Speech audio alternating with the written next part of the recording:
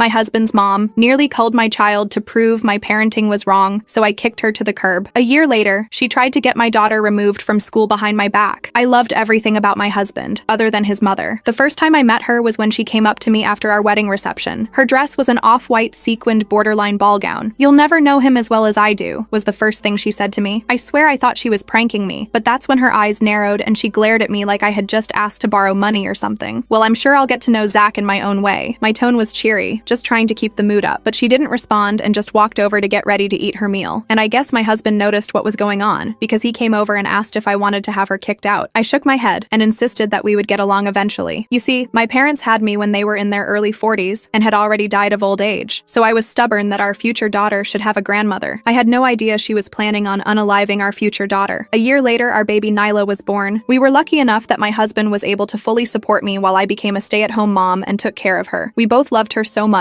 and would do anything to keep her safe. Fast forward 4 years later to Nyla's 4th birthday party. We were writing out the invitations with pink Crayola crayons together, and once we were done inviting her whole class, I asked her if there was anyone else she wanted to come. "Big mommy, big mommy, big mommy," she exclaimed with full excitement. I pinched the bridge of my nose, because by big mommy, she meant her grandmother, aka my mill. And up until this point, she hadn't talked to her other than through FaceTime. And I know what I said before about the whole grandparent thing, but I was extremely worried, because during many of our FaceTime calls, Nyla would beg me to give her peanut butter, and she's deathly allergic, so obviously I would say no. But my MIL would always chime in and say, "You're raising her to be too fragile. Give the girl what she wants." Her response always made Nyla think that I was being unreasonable, but I didn't want to be a bad mother, so I gave in and invited her. On the day my mother-in-law showed up with a homemade birthday cake, snacks, and cupcakes. At first I was touched. I really thought my MIL was trying to make amends. Boy, was I wrong. Because the second I let her in, I noticed that right there, hidden in the bag of snacks, was a share-size pack of Reese's cups. I gently maneuvered her back into the front garden. "What is in this birthday cake?" My tone was threatening.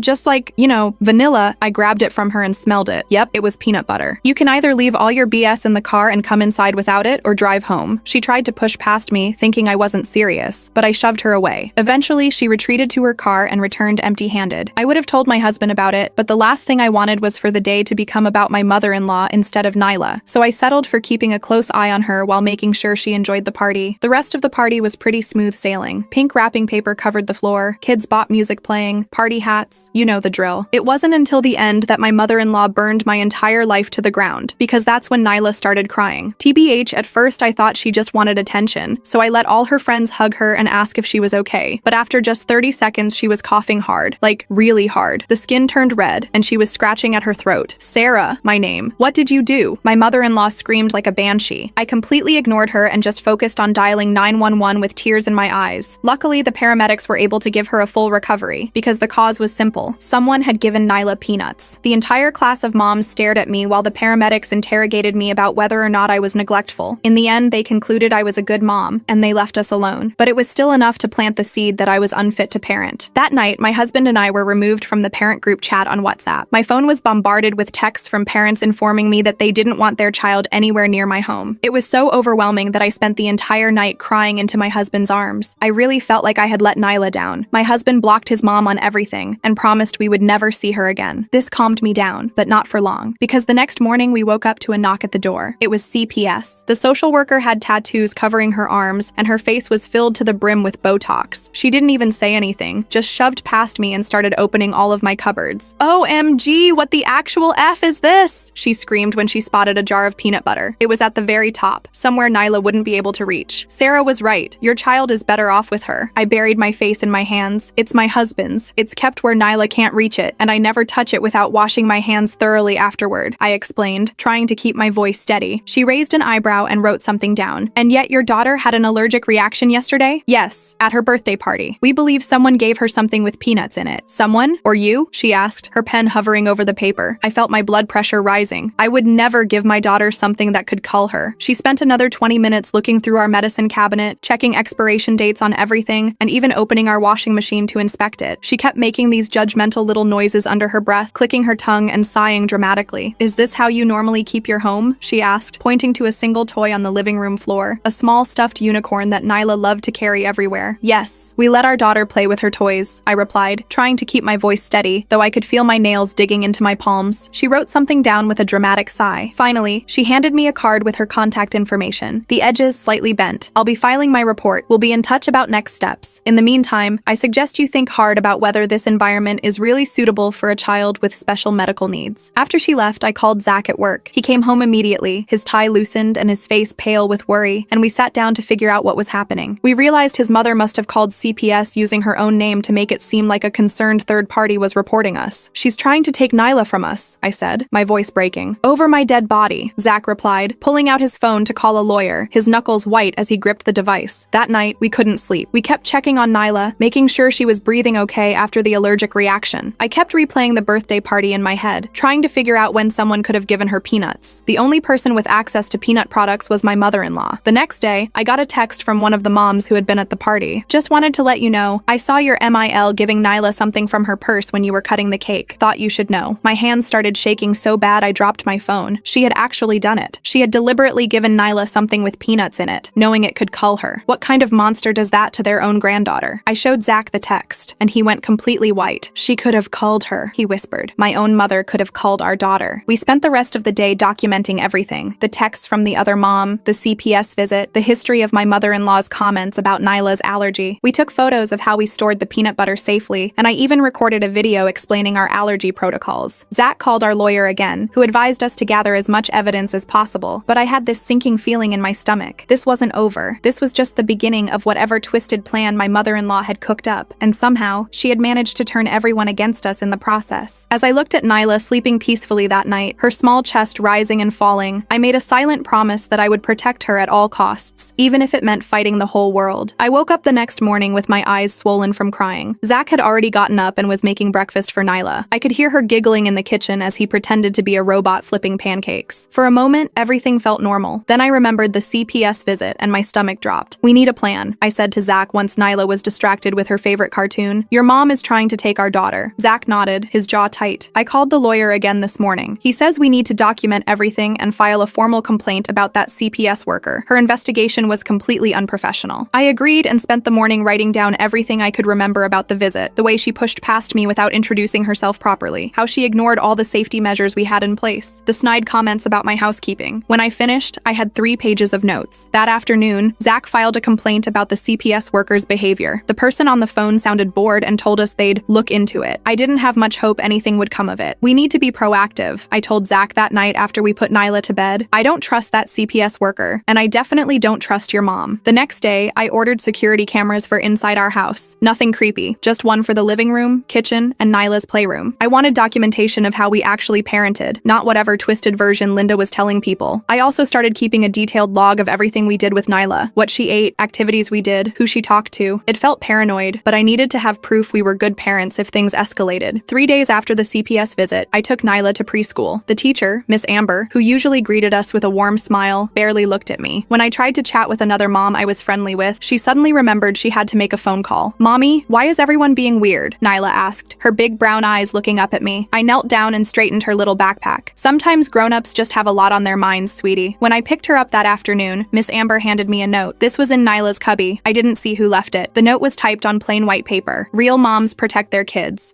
My hands started shaking. I showed Zach when I got home, and he immediately called the school to ask about their visitor policy. Anyone could have walked in and left that, he said, pacing our living room. This is completely unacceptable. The school director apologized and promised to tighten security, but the damage was done. Linda had found a way to get to us through Nyla's school. That weekend, we took Nyla to the park to try and give her some normalcy. She was running around the playground when I noticed a familiar car parked across the street. It was Linda's silver Lexus. I grabbed Nyla and pointed it out to Zach. She's watching us, I whispered, holding Nyla close. Zach marched toward the car, but it pulled away before he got close. When we got home, there was a voicemail on our landline. Just checking on my grandbaby, Linda's voice oozed fake sweetness. Since you won't let me see her, I have to make sure she's okay from a distance. That playground looks dangerous. All those germs and rough children. CPS might be interested in your negligent parenting choices. Zach deleted the message, his face red with anger. She's unbelievable. I'm calling the lawyer again tomorrow. The next week was relatively quiet, which made me even more nervous. It felt like Linda was planning something bigger. I was right. On Wednesday, I got a call from Nyla's school during nap time. Mrs. Thompson, there was an incident today we need to discuss. My heart raced as I drove to the school. The director met me in her office, looking uncomfortable. Someone called pretending to be you, she explained. They said Nyla needed to be picked up early for a surprise trip. Luckily, our receptionist thought the voice sounded off and called your cell to confirm. I felt sick. Someone tried to take my daughter? We didn't see who made the call, the director said. And unfortunately, the security camera outside the office malfunctioned today. I didn't believe in coincidences. This had Linda written all over it. We're concerned about having Nyla here, the director continued. This situation seems to be escalating, and we need to consider the safety of all our students. I understood what she wasn't saying. They wanted Nyla gone. The liability was too great. That night, Zach and I decided to pull Nyla from preschool. He arranged to work from home 3 days a week, and I would homeschool her for now. It broke my heart to take away her friends and routine, but her safety came first. The following Monday, I took Nyla to a different playground, one across town where nobody knew us. She was playing in the sandbox when a woman approached me. "Are you Sarah?" she asked, looking nervous. "Yes, I'm Sarah," I replied, immediately on guard. "Oh," she looked confused. "I got an email about a dangerous mother at this park. It had your picture. Said you give your kid peanuts even though she's allergic." I felt like I'd been punched. "That's completely false. Who sent this email?" "Some local mom group," she shrugged. "I don't know the person who sent it. Just wanted to check." She walked away, but I noticed other parents watching me, whispering. I grabbed Nyla and left, tears stinging my eyes. When I got home, I searched local mom groups on Facebook. Sure enough, there was a post warning about me, including a blurry photo taken from a distance. It showed me standing in my kitchen, and you could just make out a jar on the top shelf that looked like peanut butter. The post claimed I was under CPS investigation for endangering my allergic child. "She's turning everyone against us," I told Zach that night. "She's isolating us from any support system." Zach looked defeated. I never thought my own mother would do something like this. The next day, Nyla was invited to a birthday party by one of her former classmates. I was surprised but happy she wasn't being completely ostracized. I RSVP'd yes immediately. 2 days before the party, the mom called to uninvite us. "I'm sorry, but we've heard some concerning things," she said awkwardly. "I think it's best if Nyla doesn't come." "What concerning things?" I demanded. "I got a voicemail from someone who says they're close to your family. They mentioned child endangerment and CPS involvement. I can't risk having that around the other children." I hung up without responding. Nyla was devastated when I told her she couldn't go to the party. She didn't understand why her friends didn't want to play with her anymore. It broke my heart. That night, I couldn't sleep. I kept thinking about the CPS worker and how quickly she'd sided with Linda. I decided to do some digging. I found her professional profile online and looked at her social media connections. To my surprise, I discovered that she had recently connected with Linda on a professional networking site. They weren't close friends, but they were definitely in the same extended social circle. "There's a connection between them," I told Zach, showing him my phone. "It's not direct, but they know some of the same people. This could explain her bias during the investigation." Zach looked concerned. "This is a potential conflict of interest. The CPS worker should have disclosed this connection and possibly recused herself." I created a fake social media account and did some more investigating. Through careful observation of their public interactions, I found evidence that the CPS worker had mentioned working on a case that was referred to her by someone in her network who was concerned about a child's welfare. I took screenshots of everything. The next morning, we woke up to the sound of something hitting our front door. When Zach opened it, he found our door and porch covered in egg. Our neighbor across the street, an elderly man named Mr. Peterson, was watering his lawn. "You folks had a visitor last night," he called out. "Silver car, older lady, drove by real slow around 2 a.m., then something flew at your door." Zach thanked him and came back inside, his face grim. "That's it. I'm going to confront her directly." I was worried about Zach facing Linda alone, but he insisted. He drove to her house while I stayed home with Nyla, anxiously waiting for updates. When he came back 3 hours later, he looked exhausted. "She denied everything," he said, collapsing onto the couch. "Cried and said we're alienating her from her granddaughter. Said she's filing for grandparent visitation rights through the court." "Can she do that?" I asked, panicking. "Our lawyer says she can try, but it's usually only granted in cases where the grandparent had an established relationship with the child, or if one parent is deceased. Neither applies here." I felt slightly relieved, but still uneasy. Linda was escalating her tactics, and I was worried about what she might do next. The following week, we received official notice that Linda had indeed filed for grandparent visitation rights. Her petition cited the peanut incident as evidence I was an unfit mother, mentioned the CPS involvement, and claimed Nyla's removal from school was an attempt to isolate her from outside support. "This is insane," I said, reading through the paperwork. "She's the one who gave Nyla peanuts. She's the one who called CPS. She's twisting everything around." Our lawyer advised us to gather as much evidence as possible before the hearing. We collected statements from our pediatrician about Nyla's allergy and our careful management of it. We got a letter from Zach's workplace confirming he was working from home to help with Nyla's education. We printed out the screenshots of the CPS worker's connection to Linda. The day before our court date, I was helping Nyla clean up her crayons when I noticed a drawing she'd made. It showed a tall figure labeled Big Mommy holding a bottle with magic drink written on it. Next to it was a smaller figure labeled Me, with tears coming down her face. "Nyla, sweetie, what's this picture about?" I asked, trying to keep my voice casual. Nyla looked up from her coloring. "Big Mommy said she has a magic drink that will make me not allergic to peanuts anymore, but it tastes yucky and makes my tummy hurt." I felt ice in my veins. "When did Big Mommy tell you this?" "When she came to my school for lunch," Nyla said, already losing interest interest in the conversation and reaching for another crayon. "She came to your school?" I asked, trying not to sound as panicked as I felt. "Uh-huh. She said it was our secret." I immediately called Zach, who came home early from work. We sat down with Nyla together and gently asked her more about these visits. Apparently, Linda had somehow been getting into the school during lunch periods, claiming to be on the approved pickup list. She'd been telling Nyla that I was keeping her sick on purpose, and that her magic drink would cure her. "Did you ever drink the magic drink?" Zach asked, his voice shaking slightly. Nyla shook her head. "It smelled like the bad butter, the one that makes me get owies on my skin. Peanut butter." Linda had been trying to give Nyla peanut products, telling her it would cure her allergy. I felt physically ill. We called our lawyer immediately and added this new information to our case. He suggested we record any future interactions with Linda, which was legal in our state as long as one party consented to the recording. The next day was our court date. Linda showed up in a conservative navy dress, looking every bit the concerned grandmother. She had brought photo albums of Zach as a child and spoke tearfully about wanting the same close relationship with Nyla. She claimed I was unstable, possibly suffering from postpartum depression even years after Nyla's birth, and that I was using the peanut allergy to control everyone around me. "I only brought peanut butter to test if the allergy was real," she told the judge, dabbing at her eyes with a tissue. "So many mothers these days invent allergies for attention. I was concerned for my granddaughter's development." Our lawyer presented our evidence: the pediatrician's confirmation of the severe allergy, the screenshots showing Linda's connection to the CPS worker, statements from neighbors about the egging incident, and Nyla's disturbing drawing. The judge seemed concerned but didn't make an immediate decision. Instead, he ordered a temporary arrangement. Linda would get supervised visitation once a week, with a court-appointed supervisor present at all times. I was devastated but tried to stay positive. At least there would be someone watching her every move. The first visit was scheduled for the following Saturday. The supervisor, a woman named Carla, seemed professional and took her job seriously. Linda was on her best behavior, bringing appropriate gifts for Nyla and playing the role of doting grandmother perfectly. But I noticed how she kept telling Nyla that mommy's rules are too strict and grandma knows best. After the visit, Carla seemed charmed by Linda. "She clearly loves her granddaughter," she told me. "I don't see any reason for concern." This pattern continued for 3 more weeks. Linda would act perfect during the visits, while subtly undermining me to both Nyla and the supervisor. After the 4th visit, Carla submitted a report suggesting the supervision requirement be relaxed. I was at my breaking point. Linda was winning, and I felt powerless to stop her. That night, after putting Nyla to bed, I sat down with all of Nyla's recent drawings. There were more pictures of Big Mommy with the magic drink. In one, Nyla had drawn herself with spots all over her body, labeled "after drink." I realized Linda was still trying to convince Nyla to drink something with peanuts in it. She was playing the long game: gain visitation rights, get the supervision removed, and then cure Nyla's allergy by exposing her to the very thing that could cull her. I knew I needed more concrete evidence than children's drawings, so I came up with a plan. The next time Linda dropped Nyla off after a visit, I would record our interaction and try to get her to reveal her true intentions. The opportunity came the following weekend. As Linda was saying goodbye to Nyla, I casually mentioned that Nyla had been talking about a magic drink. "Oh, that's just a little game we play," Linda said with a dismissive wave. "Kids and their imagination." I waited until Nyla was inside with Zach before continuing. "She says you told her it would cure her peanut allergy." Linda's fake smile dropped. "Well, maybe if you weren't so neurotic about every little thing, she wouldn't even have allergies. Children develop these things because their mothers are overprotective." I kept my phone recording in my pocket as I replied, "Allergies don't work that way. Exposure to peanuts could cull her." Linda rolled her eyes. "Please, one day you'll thank me for fixing your child. My Zach never had any of these special needs. I raised him to be strong. By giving her something she's deathly allergic to?" I asked, trying to keep my voice steady. "Sometimes children need to build up tolerance," she said, her voice taking on a lecturing tone. "All this coddling is why kids today are so weak. If you'd let me spend more time with her without your interference, I could help her overcome this so-called allergy." I had what I needed. I ended the conversation and went inside, my hands shaking as I played the recording for Zach. His face went from shock to rage to determination. "We're ending this now," he said, calling our lawyer. With the recording, Nyla's drawings, and our previous evidence, we filed for an emergency hearing to revoke Linda's visitation rights. The judge listened to the recording and looked at the drawings, his expression growing more concerned by the minute. "Mrs. Zachariah," he addressed Linda directly, "are you telling this court that you believe you can cure your granddaughter's medically documented severe allergy by exposing her to the allergen?" Linda tried to backtrack, claiming she was misunderstood, but the damage was done. The judge immediately suspended all visitation and ordered a full psychological evaluation before any further contact would be considered. As we left the courthouse, Linda followed us to the parking lot, screaming that we were keeping her from her rights as a grandmother. Several people stopped to watch the scene unfold, including one of the moms from Nyla's old preschool. I saw the recognition in her eyes as she witnessed Linda's unhinged behavior. The next day, that same mom texted me, "I think I owe you an apology. I believed some things I heard about you that I now realize weren't true." It was a small victory, but it felt huge after weeks of being isolated and vilified. Slowly, as word spread about Linda's Linda's behavior and the court's decision, other parents reached out too. The tide was beginning to turn. We still had a long road ahead. Linda wasn't giving up easily, and we knew we needed to stay vigilant. But for the first time in weeks, I felt like we might actually win this battle. Nyla was safe for now, and we had proof of what Linda had been trying to do. That night, as I tucked Nyla into bed, she asked me a question that broke my heart. "Mommy, is Big Mommy mad at me because I'm broken?" I held her close, fighting back tears. "You are not broken, sweetie. You are perfect exactly as you are. Big Mommy is confused about some things, and that's why she can't visit right now. Will she get unconfused?" Nyla asked, her eyes already drooping with sleep. "I don't know," I answered honestly, "but what I do know is that Daddy and I will always keep you safe. That's our most important job." As I watched her drift off to sleep, I made another silent promise. Not only would I protect her from harm, but I would also protect her from ever feeling like she was broken or wrong because of her allergy. And I would make sure Linda never had the chance to make her feel that way again. The next morning, I woke up feeling more determined than ever. This wasn't just about keeping Linda away from Nyla anymore. It was about making sure she understood that she would never be able to manipulate or harm our family again. We needed to be proactive, not just reactive. I started by calling Nyla's old preschool and explaining the situation in full. The director was horrified to learn that Linda had somehow been getting in during lunch periods. They immediately reviewed their security procedures and discovered that Linda had been claiming to be me, using my ID number from their system. They promised to implement photo verification for all visitors going forward. Then I reached out to the parents who had contacted me after witnessing Linda's courthouse meltdown. They were surprisingly supportive now that they knew the truth. One mom even admitted that she had received multiple anonymous emails about me, all coming from the same address, which turned out to be Linda's email with a slight variation. "She created a whole fake identity to spread rumors about you," the mom told me, sounding embarrassed for having believed it. I should have questioned it more. With each person I spoke to, the web of Linda's deception became clearer. She had been systematically working to isolate us from any support system, all while positioning herself as Nyla's savior. It was calculated and terrifying. But now that people knew the truth, Linda's power was diminishing, and I was determined to keep it that way. The next few days were weirdly quiet. No calls from Linda, no strange cars driving by our house, nothing. It made me super nervous, like when you're watching a horror movie and the music stops right before something jumps out. I kept checking our security cameras obsessively and made sure Nyla was never alone, not even for a minute. "Maybe she finally got the message," Zach said one night after we put Nyla to bed. He was scrolling through his work emails, trying to catch up on everything he'd missed while dealing with his mom's craziness. I shook my head. "I don't think so. This doesn't feel like giving up. It feels like regrouping." I was right. 3 days later, I got a text from a number I didn't recognize. "Thought you should see this. Linda's been telling everyone you're mentally unstable." There was a screenshot attached of a Facebook post in a private local mom group. Linda had created a whole fake profile under the name Sarah's Concerned Friend and was sharing all these made-up stories about me having episodes and dangerous behavior around Nyla. I showed Zach, and he immediately called our lawyer. "Can we get a restraining order based on online harassment?" he asked, pacing around our kitchen. The lawyer said we needed more direct evidence that it was actually Linda behind the account. So I made a plan. I created my own fake profile and joined the mom group. Then I sent a private message to Sarah's Concerned Friend, saying I had some information about the Thompson family that might be useful. Linda took the bait immediately. "I'm actually Nyla's grandmother," she wrote back. "I've been trying to protect her from her unstable mother. What information do you have?" I took screenshots of everything and sent them to our lawyer. He filed for an emergency restraining order the next day. The judge granted it temporarily, pending a full hearing in 2 weeks. I felt like I could breathe a little easier with the restraining order in place, but I was still on edge. Linda had proven she didn't respect boundaries, legal or otherwise. I doubled down on our security measures, adding motion sensor lights outside and making sure all our windows and doors were locked at all times. A week later, I took Nyla to the grocery store. We were in the cereal aisle when I heard someone call my name. I turned around and saw Catherine, one of the moms from Nyla's old preschool. My first instinct was to grab Nyla and walk away, but Catherine looked genuinely apologetic. "Hey, I just wanted to say I'm really sorry about everything," she said, fidgeting with her shopping list. "I should have talked to you directly instead of believing rumors." I nodded, still cautious. "It's been a really hard time for us." "I bet," she said. "Look, there's something you should know. Linda came to our monthly book club last week. She didn't know I was friends with Megan, who saw her meltdown at the courthouse. She was telling everyone you've been diagnosed with Munchausen by proxy, and that's why you're making up Nyla's allergy." My blood ran cold. "That's completely false." "I know," Catherine said quickly. "Megan called her out on it and Linda went ballistic, started screaming about how everyone was against her and how she was going to save Nyla one way or another. It was scary, honestly." I thanked Catherine for telling me and hurried through the rest of our shopping. As soon as we got home, I told Zach what happened. He called the lawyer again to update him on this new development. The day of our restraining order hearing arrived. I was a nervous wreck, checking and double-checking that we had all our evidence organized. We had the screenshots of Linda's fake profile, statements from parents who had witnessed her behavior, the recording of her talking about curing Nyla's allergy, and now Catherine's written statement about the book club incident. We arrived at the courthouse early. Our lawyer met us in the lobby, looking confident. "We have a solid case," he assured us. "The judge takes threats to children very seriously." Linda showed up right before the hearing started. She was wearing a conservative gray dress and had her hair pulled back in a tight bun. She looked like she was auditioning for the role of respectable grandmother in a Lifetime movie. Her lawyer was a slick-looking guy in an expensive suit who kept checking his watch. The hearing started with our lawyer presenting our evidence. The judge listened carefully, occasionally asking clarifying questions. When the recording of Linda talking about fixing Nyla's allergy was played, I saw the judge's expression harden. Then it was Linda's turn. Her lawyer tried to paint her as a concerned grandmother who was being alienated from her granddaughter. He claimed I was the unstable one, making up stories about Linda to keep her away from Nyla. "Your Honor, my client has never given her granddaughter peanut products," her lawyer said smoothly. "These allegations are completely fabricated by a mother who is using her daughter's supposed allergy to control everyone around her." I felt Zach tense beside me. The lawyer continued, "We have evidence that Mrs. Thompson has been diagnosed with anxiety and depression in the past. We believe she is projecting her own issues onto her mother-in-law." That was a low blow. I had seen a therapist briefly after Nyla was born for some mild postpartum anxiety. It was completely normal and had nothing to do with my parenting abilities. Our lawyer objected, pointing out that my mental health history was irrelevant and that we had concrete evidence of Linda's dangerous behavior. The judge sustained the objection. Then Linda took the stand. She put on a tearful performance about how much she loved Nyla and how worried she was about her well-being. "I just want what's best for my granddaughter," she said, dabbing at her eyes with a tissue. "I've never tried to harm her. I simply questioned whether her allergy was being managed properly." Our lawyer cross-examined her, bringing up the recording. "Mrs. Zachariah, in your own words, you stated that you wanted to fix your granddaughter by exposing her to peanuts. How do you explain that?" Linda's face hardened for a split second before she composed herself. "I was frustrated and speaking metaphorically. I would never actually give her peanuts. And the magic drink you told her about, the one that would cure her allergy, that was just a game," Linda insisted. "Children love magical thinking." Our lawyer then pulled out a surprise piece of evidence, a receipt from Linda's credit card showing she had purchased peanut butter the day before her supervised visit with Nyla. "Can you explain why you purchased this item when you knew your granddaughter has a life-threatening allergy to it?" Linda looked flustered. "I eat peanut butter myself. It had nothing to do with Nyla. Yet you told Nyla about a magic drink that smelled like the bad butter that gives her always on her skin." Those are her words, Mrs. Zachariah. Linda's facade finally cracked. "She needs to build up tolerance," she snapped. "All these allergies kids have nowadays are because parents coddle them too much. When I was raising Zach, we didn't have all these special snowflake conditions." The courtroom went silent. Even her lawyer looked shocked at her outburst. The judge called for a brief recess, and Linda's lawyer immediately pulled her aside, speaking to her in harsh whispers. When court resumed, the judge didn't waste any time. "Based on the evidence presented, I am granting a permanent restraining order prohibiting Linda Zachariah from contacting Sarah Thompson, Zachary Thompson, or Nyla Thompson in any way. This includes in person, by phone, email, social media, or through third parties. Mrs. Zachariah is to remain at least 500 feet away from the Thompson family's home, Nyla's school, and any other location where they are present." I felt tears of relief spring to my eyes. The judge continued, "Furthermore, I am ordering Mrs. Zachariah to undergo a psychological evaluation before any reconsideration of this order can take place. This court takes threats to children very seriously, especially when those threats come from family members who should be protecting them." Linda stood up, her face contorted with rage. "This is ridiculous. She's turned my own son against me. She's poisoning my granddaughter against me. Mrs. Zachariah, control yourself or you will be held in contempt," the judge warned. Linda's lawyer grabbed her arm and whispered something to her. She sat down, still fuming. As we left the courthouse, I felt like a massive weight had been lifted from my shoulders. Zach looked relieved but sad. "I never thought it would come to this," he said quietly as we walked to our car. "My own mother. I'm sorry it had to be this way," I told him, squeezing his hand. "I really did try to make it work with her." "I know," he said. "This isn't on you. She made her choices." We picked up Nyla from my friend Anna's house, where she'd been playing during the hearing. She ran to us with a crayon drawing in her hand. "Look what I made," she exclaimed, holding up a picture of our family, just the three of us, standing in front of our house with big smiles. That night, after Nyla was asleep, Zach and I sat down to talk about next steps. "I think we should move," he said. "Not far, just to a different neighborhood, somewhere Linda doesn't know the address." I agreed. "And maybe a new preschool for Nyla too, a fresh start for all of us." Over the next few weeks, we found a house in a nearby town and enrolled Nyla in a new preschool that had excellent security measures and was very accommodating of her allergy. We didn't tell anyone our new address except for a few trusted friends. Moving day was exhausting but exciting. Nyla loved her new pink bedroom, and I loved the bigger kitchen with plenty of counter space for cooking allergy-safe meals. Zach seemed more relaxed than he had been in months. As we were unpacking, our doorbell rang. I froze, immediately thinking of Linda. Zach went to check the security camera we'd installed and relaxed. "It's just our new neighbors," he said. I opened the door to find a friendly-looking couple with a little boy about Nyla's age. They introduced themselves as David and Rose and their son Bobby. They had brought us a welcome basket with a handwritten note that said, "We heard you have a peanut nut allergy in the family, so everything in here is nut-free. I almost cried at their thoughtfulness. We invited them in for coffee, and while the kids played, we chatted about the neighborhood. It felt so normal, so drama-free. I hadn't realized how much tension I'd been carrying until I felt it begin to melt away. Over the next few months, Nyla thrived in her new environment. She made friends at her new preschool and loved her teacher, Miss Campbell. Her allergy was taken seriously by everyone, and she never had to feel different or broken because of it. We heard through Zach's cousin that Linda had been telling everyone we moved to Alaska to keep Nyla away from her. We decided to let her believe that. The further she thought we were, the better. One day at a local moms group meetup, I met a woman named Christine who had recently moved to the area. As we chatted, she mentioned she used to live in our old town. "Do you know Linda Zachariah?" she asked casually. I tensed up immediately. "Why do you ask?" Christine sighed. "She was banned from seeing my sister's kids years ago. Same kind of stuff. Undermining parenting decisions, ignoring allergies, trying to turn the kids against their mom. I just wondered if you'd had any run-ins with her, living in that area." I was stunned. "She's my mother-in-law," I admitted. "We actually moved here to get away from her." Christine nodded knowingly. "You're not the first. My sister moved to Colorado for the same reason." It was oddly comforting to know we weren't Linda's first targets. It confirmed that none of this was our fault. It was all Linda's issues. But it also made me sad to think about how many families she had hurt with her behavior. 6 months after our move, we celebrated Nyla's 5th birthday at our new house. It was a small party with her new friends, pink balloons everywhere, and a nut-free cake that I made myself. No drama, no emergencies, no Linda. As I watched Nyla laughing and playing with her friends, I felt a deep sense of peace. We had protected her from someone who was supposed to love her, but instead tried to harm her. We had rebuilt our lives in a new community that accepted and supported us. And most importantly, Nyla was happy, healthy, and safe. That night, after all the guests had gone home and Nyla was tucked into bed with her new stuffed unicorn, Zach and I sat on the back porch with glasses of wine. "We did it," I said, clinking my glass against his. "We protected our family." "We sure did," he replied, putting his arm around me, "and we always will." I leaned into his embrace, watching the stars come out in the clear night sky. Linda was out of our lives for good, and our future was brighter than ever.